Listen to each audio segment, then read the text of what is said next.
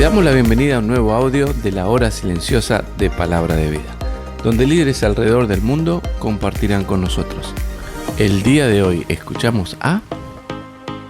Hola, ¿qué tal? Mi nombre es Andrés Díaz, soy misionero de Palabra de Vida en Perú y junto a mi familia estamos sirviendo aquí en este lugar hace muchos años. Nuevamente es un privilegio en esta oportunidad poder compartir con ustedes el pasaje de la hora silenciosa del día de hoy. Hoy nos toca comenzar a hablar sobre un libro muy interesante, el libro de Esther.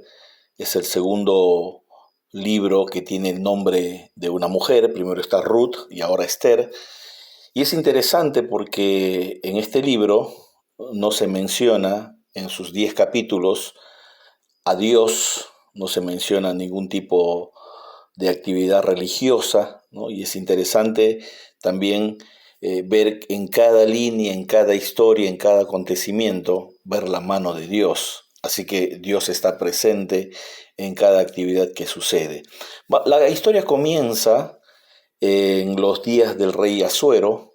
Asuero es como un título, el rey es Jerjes, que como dice aquí en el versículo 1, aconteció en los días de Asuero.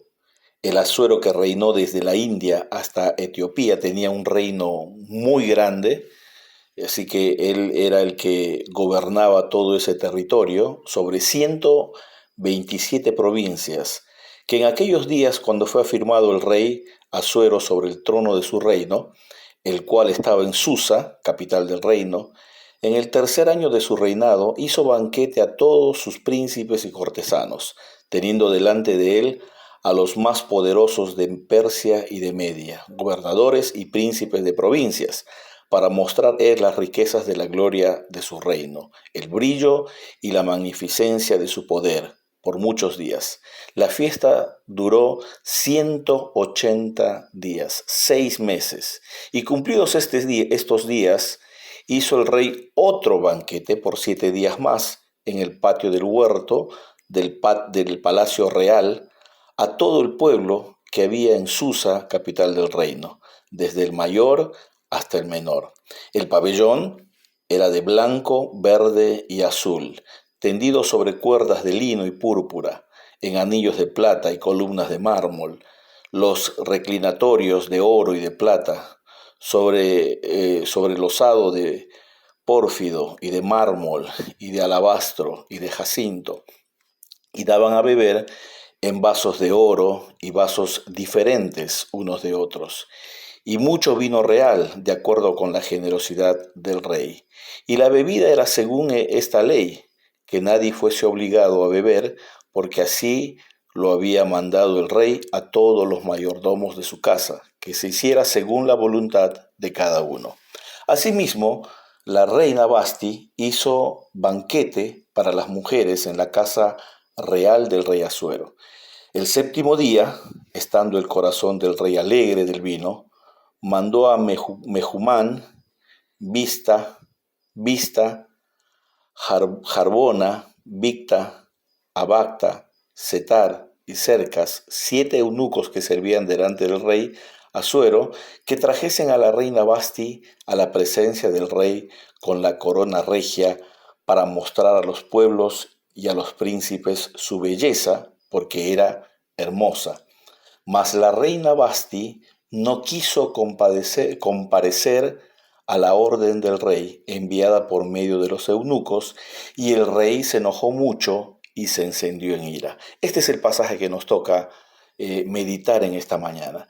Y es interesante porque aparentemente no tiene mucho que ver ni con Israel, ni con Dios, ni con nada relacionado a los propósitos de Dios. Pero es indudable que la historia de la humanidad, la historia de los imperios, la historia de los gobernantes, la historia de los reyes, está todo en las manos de Dios. Y lo que podemos ver aquí, en realidad, es cómo Asuero está mostrando toda su gloria, todo su poder, toda su riqueza. Es por eso que hace esta fiesta. El propósito de él era juntar a sus gobernantes y motivarles a una guerra con Grecia. Y esa guerra se llevó a cabo 2 años después, y ahí es donde el imperio persa y el ejército persa intentó llegar a Grecia, y ahí es donde la historia cuenta que en las Termópilas los griegos y los espartanos pudieron resistir y vencer al ejército del rey Jerjes, del rey Asuero. Bueno, él estaba planeando una invasión y por eso tuvo que mostrar toda su gloria y todo su esplendor. Pero en medio de toda esta historia sucede algo que tal vez no estaba previsto. El rey ya controlado totalmente por el alcohol, por no decir que estaba borracho, manda a llamar a la reina Vasti y ella no acepta el pedido del rey. Y el rey se enoja mucho. Esto trae muchas consecuencias que no toca ver el día de hoy. Pero lo que sí podemos ver es lo interesante en estos pasajes. Podemos ver cómo Dios guía los hilos de la historia. Dios está presente en cada actividad. Él permite que sucedan cosas. Él permite que los reyes gobiernen. Él permite que los pueblos avancen. Él permite que la historia continúe porque siempre hay un propósito detrás de todas las cosas que suceden. Y Dios tiene el control de toda la historia. Dios tiene el control de todos los acontecimientos. Y a lo largo de este libro vamos a ir viendo acontecimientos interesantes y vemos la mano de Dios.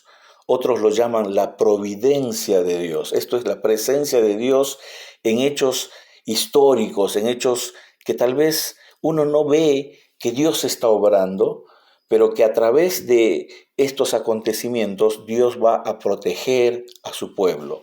Años antes, el rey Ciro, el abuelo de Jerjes, había dispuesto que los judíos volvieran a Jerusalén.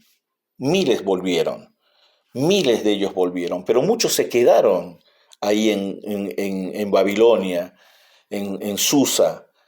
Y aunque ellos estaban lejos de la voluntad de Dios, lejos del plan de Dios, porque el plan de Dios era que ellos regresaran para edificar los muros y para edificar el templo, aún allí, estando lejos, el pueblo de Dios contaba con la protección de Dios. Y eso es lo que vamos a ver en toda esta historia. Cómo la providencia, cómo la mano de Dios guía la historia y cómo la protección de Dios está sobre su pueblo, pase lo que pase.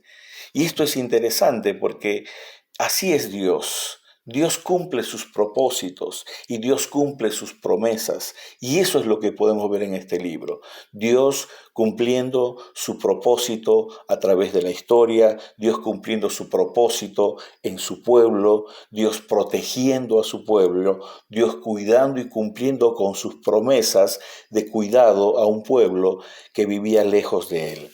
Pero definitivamente podemos ver aquí en esta historia cómo los acontecimientos se van acomodando para que suceda algo, para que Esther, después de que Vasti es dejada de lado, Esther sea la reina y a través de ella el pueblo de Israel es preservado de sus enemigos.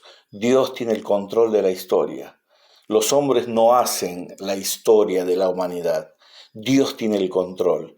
Y más allá de lo que pueda estar sucediendo el día de hoy, más allá de la guerra en Ucrania, más allá de lo que Irán está haciendo con el pueblo de Dios, Dios tiene el control de la historia y todo cumple su propósito. Y Dios va a proteger a su pueblo. Así que es maravilloso poder ver, aún en medio de la historia de esta familia, de este hombre y de esta mujer, podemos ver la mano de Dios soberana cuidando a su pueblo. Así que tenemos que confiar en la promesa de Dios, tenemos que confiar en el cuidado de Dios sobre nuestras vidas. Gracias a Dios, porque Él está detrás de todo, Él está detrás de la historia, Él está permitiendo que sus propósitos y sus planes se cumplan más allá de lo que nosotros nos podamos imaginar. Que Dios les bendiga. Gracias por escucharnos. Recuerda que este audio no reemplaza tu tiempo a solas con Dios. Te animamos a que escribas tus aplicaciones personales. Hasta mañana.